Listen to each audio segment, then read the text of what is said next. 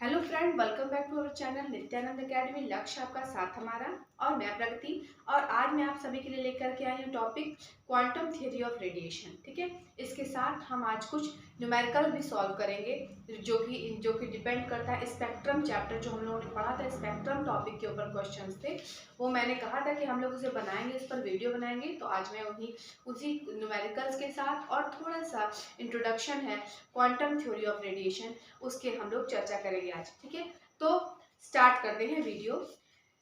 तो what is quantum theory of radiation? Quantum theory of radiation क्या होता है कि जब भी कोई भी चीज़ है, जब उसे हम गर्म करते हैं, कोई भी मेटल है या कोई भी धातु है, कोई भी चीज़ है, उसे हम गर्म करते हैं तो उसमें से रेडिएशंस निकलने लगते हैं। जैसे कोई भी हम मतलब गैस के ऊपर कोई भी बर्तन रखा हुआ है, उसको छूने से हाथ जल जाता है क्योंकि वो बहुत गर्म हो जाता है और उसमें से रेडिएशंस निकलने लगती हैं। ठीक है, मतलब ये तो मैंने ऐसे ही बोला है, एग्जाम्पल है। तो मतलब कि कोई भी चीज़ जिसे बहुत गर्म करते हैं तो उसमें से रेडिएशंस निकलने लगती हैं। ठीक है, और वही रेडिएशंस जो होती हैं, प्लांक जो एक साइंटिस्ट थे जिनका नाम था मैक्स प्लांक। मैक्स प्लांक नाम के साइंटिस्ट थे। इन्होंने 1901 में क्वांटम थ्योरी ऑफ रेडिएशन दिया।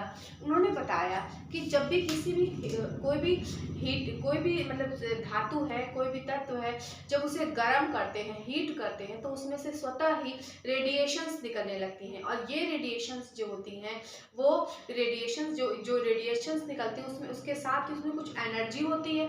तो वो एनर्जी जो होती है वो कुछ पैकेट्स के रूप में होती है।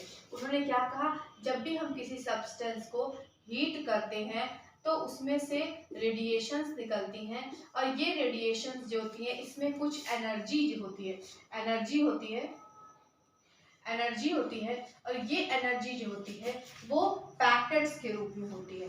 ठीक है, मतलब ये एनर्जी जो होती है कुछ पैकेट्स के रूप में होती हैं और ये पैकेट्स कहलाते हैं क्वांटम।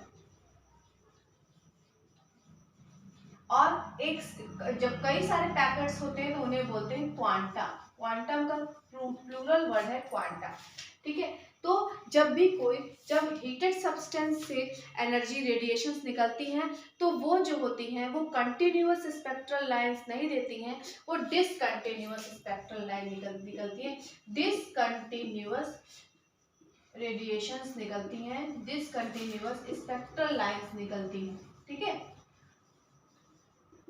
मतलब कि वो कहीं यहाँ, कोई दूर, कोई कोई मतलब किसी में ब्रेक ज़्यादा है, कोई बहुत मोटी है, कोई पतली है, इस तरीके की डिसकंटिन्यूअस इसमें गैप होते हैं। मैंने बताया था लास्ट वीडियो में कि जब स्पेक्ट्रल लाइंस के बीच में ज़्यादा से ज़्यादा गैप हो, मतलब कंटिन्यूअस मैनर में ना हो, ज़्यादा हो, कम हो, स्पेक्ट्रल लाइंस की जो होती है वो थोड़ी मोटी हो, पतली हो, इस तरीके की अलग अलग वेवलेंथ होती हैं। तो उस तरीके के वो स्पेक्ट्रल्स को कहते हैं डिसकंटिन्यूअस स्पेक्ट्रल लाइन।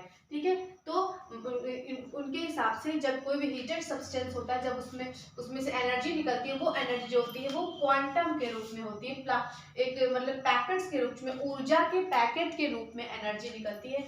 इन्हें हम बोलते हैं क्वांटम और उसका प्लूरल वर्ड है क्वांटा। ठीक है, और इन्होंने एक फॉर्मूला दिया, E is proportional to nu. Nu क्या होता है? फ्रीक्वेंसी। मतलब कि एनर्जी जो है, जो एसोसिएट करती है, एनर्जी संबंधित होती है, जो एनर्जी निकल रही है उसका सीधा संबंध होता है जो रेडिएशंस निकल रहे हैं उसकी फ्रीक्वेंसी से। यानी कि जैसे जैसे एनर्जी बढ़ेगी वैसे वैसे फ्रीक्वेंसी भी, रेडिएशन जो भी निकल रही हैं उनकी फ्रीक्वेंसी भी बढ़ेगी। ठीक है, तो और ये जब इस प्रोपोर्शनल को हटाते हैं तो हम जानते हैं कि हम कोई कांस्टेंट रखते हैं और यहाँ जो कांस्टेंट रखते हैं वो h होता है और ये h जो है वो कहलाता है प्लांक क्वांटम। ठीक है, इस h को बोलते हैं प्लांक क्वांटम। और उन्होंने ये फॉर्मूला दिया E is equal to h nu. और इसी फॉर्मूले से हम ये भी लिख सकते हैं, क्योंकि न्यू जो होता है, फ्रीक्वेंसी जो होता है, वो होता है C अपॉन लैम्डा। तो ये हमें एक नया फॉर्मूला मिल जाता है E is equal to h c upon lambda. यानी कि यदि हमें लैम्डा यानी कि तरंगदैर्घ्य पता है, या तो हम किसी भी कोई भी सब रेडिएशंस की फ्रीक्वेंसी निकाल सकते हैं, और ये पता है तो हम उससे एनर्जी निकाल सकते हैं। क्योंकि c की वैल्यू जो होती है तो प्रकाश के वेग के बराबर होती है 3 × 10⁸ मीटर पर सेकेंड, या 3 × 10⁻10 सेंटीमीटर पर सेकेंड। ठीक है, तो अब हम लोग हमने ये एक हल्का सा इंट्रोडक्शन था ये क्वांटम थ्योरी ऑफ रेडिएशंस के बारे में। अब हम लोग अपना टॉपिक स्टार्ट करते हैं, न्यूमेरिकल प्रॉब्लम, जो कि मैंने कहा था आपसे कि मैं बनाऊंगी वीडियो। तो चलिए स्टार्ट करते हैं।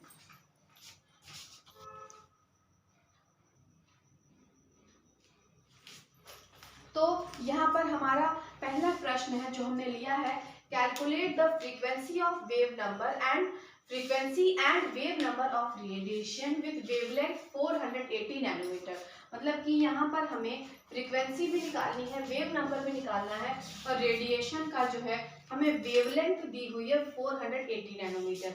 वेवलेंथ दी हुई है, मतलब कि हमें लैम्डा पता है 480 नैनोमीटर।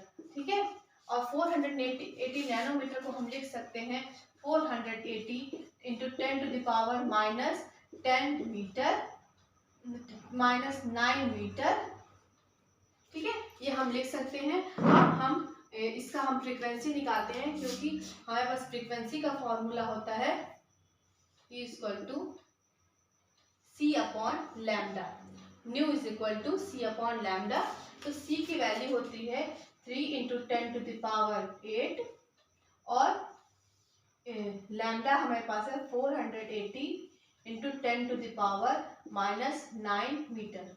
ठीक है, अब हम क्या करेंगे, इसको कैलकुलेट करेंगे। इस 9 को ऊपर भेज देंगे, 3 × 10⁸ प्लस ये 9 ऊपर चला जाएगा, तो ये भी ऊपर प्लस में हो जाएगा, और अंदर नीचे 480।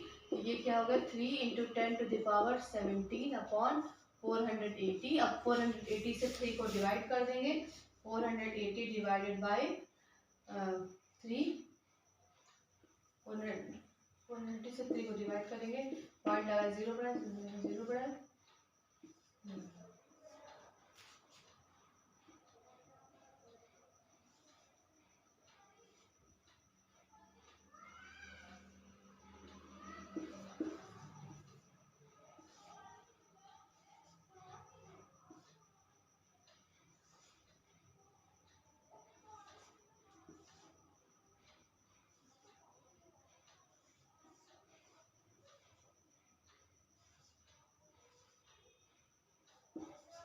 तो हमें आंसर हमारे पास आया, न्यू बार कितना आया, कितना आया हमारे पास, न्यू यानी कि फ्रीक्वेंसी आई 0.00625 × 10⁻17। ठीक है, या फिर 6.25 × 10⁻90। ठीक है, ये हमारे पास आ गई फ्रीक्वेंसी, जो कि हर्ट्ज में है। ठीक है, ये हमारे पास फ्रीक्वेंसी आ गई। ओके, अब हम लोग को निकालना है वेव नंबर। अब हमें, क्योंकि हमें मालूम है कि वेव नंबर क्या होता है, वेव नंबर जो होता है वो उसका लैम्डा का अपोजिट होता है। ठीक है, तो वेव नंबर इसका अपोजिट होता है, यानी कि 1 अपॉन हमें 480 नैनोमीटर करना है, या 10⁻9 अपॉन 480। अब इसको सॉल्व कर लेंगे। 480 से 1 को डिवाइड करना है, पॉइंट लगा 0 बढ़ा 0 लगा 0 बढ़ा 0 लगा 0 बढ़ा।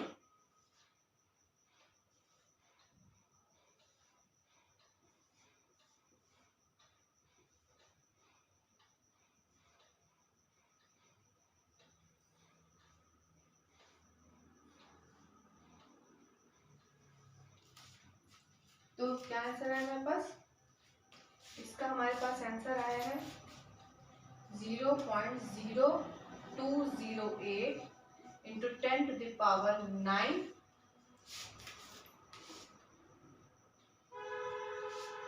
या 2.08 इंटू 10⁻11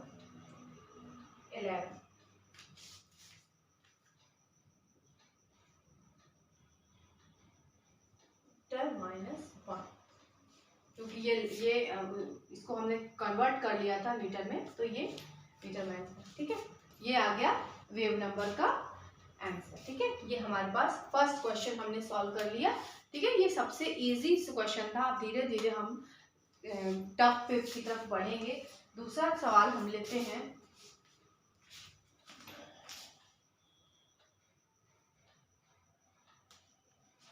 अब दूसरा प्रश्न हमारे पास है, calculate the energy associated with photon of light having wavelength of 6000 angstrom.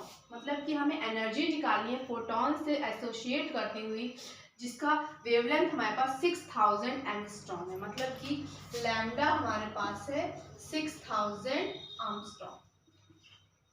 अब हमें निकालना है एनर्जी। हमने फॉर्मूला क्या जानते हैं, energy is equal to hc/λ।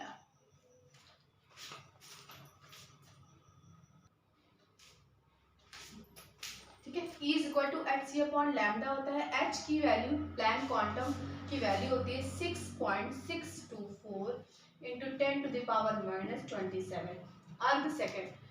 c जो होता है, c की वैल्यू होती है 3 इंटू 10⁻⁸ सेंटीमीटर। हम सेंटीमीटर में इसमें लेंगे क्योंकि यहाँ पर प्लैंक क्वांटम की वैल्यू दी हुई है अर्ग में, और अर्ग जो होता है वो एक CGS यूनिट होती है, इसलिए हम लोग इसको सेंटीमीटर में लेंगे, नहीं तो मीटर पर सेकंड मिलते। और लैम्डा जो है 6000 आर्मस्ट्रॉन्ग, एक Armstrong is equal to 10⁻⁸ centimetre, तो 10⁻⁸ हमने लिया। अब यहीं से इसको कैंसिल आउट कर देते हैं। अब 6.624 इंटू 10⁻⁻27 डिवाइडेड बाय 6 इंटू 10⁻3। ये 10⁻3 ऊपर चला जाएगा, ऊपर 30 हो जाएगा। 6 से 6.624 को डिवाइड करते हैं। 624 को डिवाइड किया, हमें आया 6 1 6 6 1 6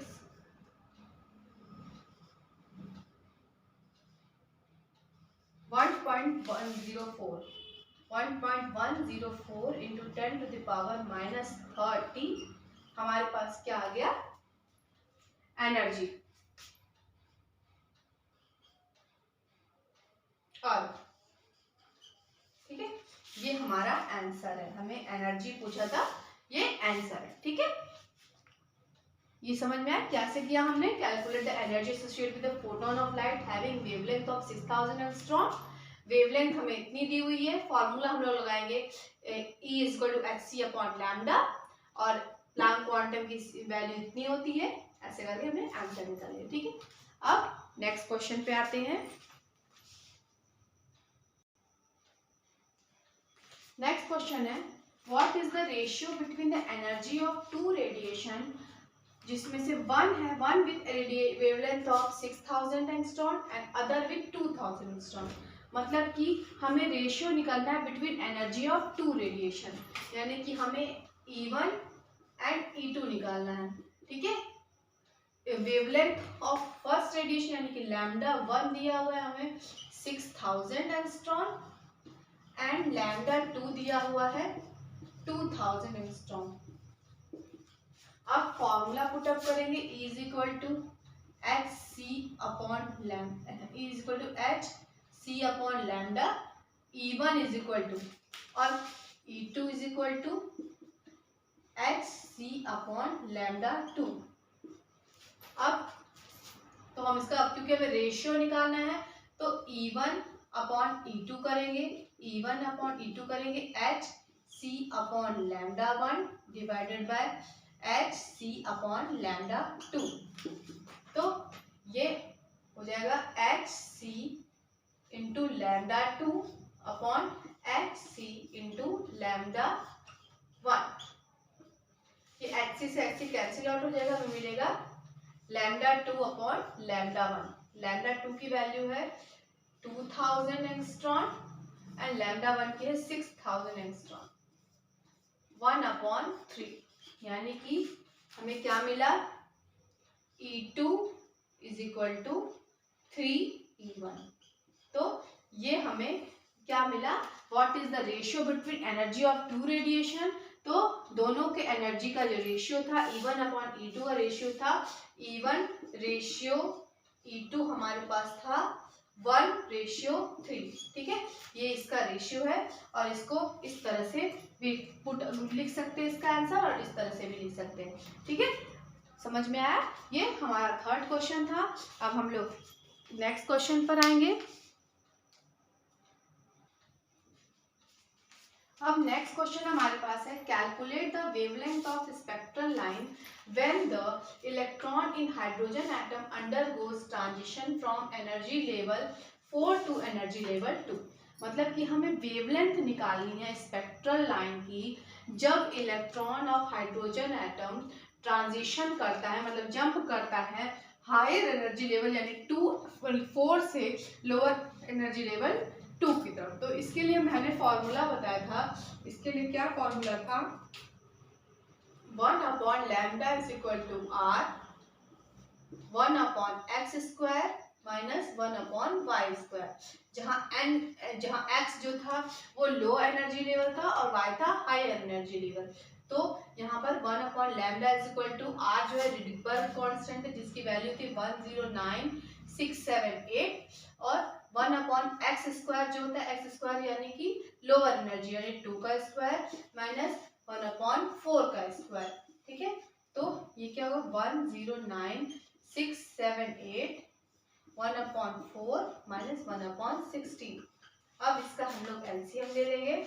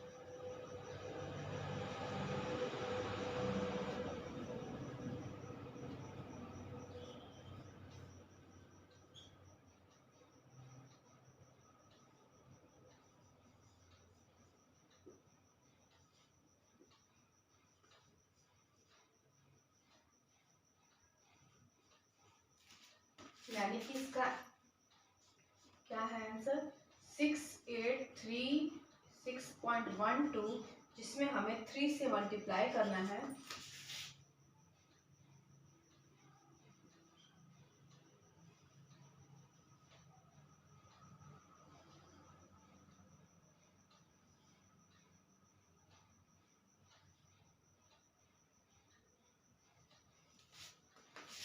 आंसर आया 20508.36। यह है 1/λ की वैल्यू, यानी कि लैम्डा की वैल्यू करने के लिए हमें उल्टा करना पड़ेगा। 1/20508.36।